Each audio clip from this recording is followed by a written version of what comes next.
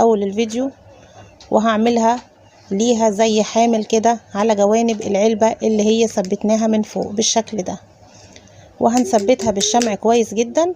هزود بقى الشمع علشان تثبت كويس، تبقى بالشكل ده.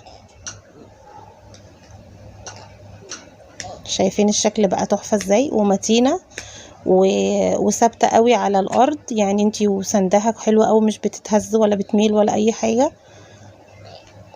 وبقى عندك ستاند متعدد الاستخدامات او منظم متعدد الاستخدامات، تقدري تحطي فيه على التسريحه، تلمي حاجتك كلها على التسريحه. برضو تحطيه في المطبخ، ممكن تحطي فيه توابل في المطبخ، اي حاجه هتقدري تستخدميه في اي مكان في البيت. حلوه قوي وشكله تحفه ومش مكلف خالص، ما كلفناش اي حاجة. واستنوني في الفكرة الجاية.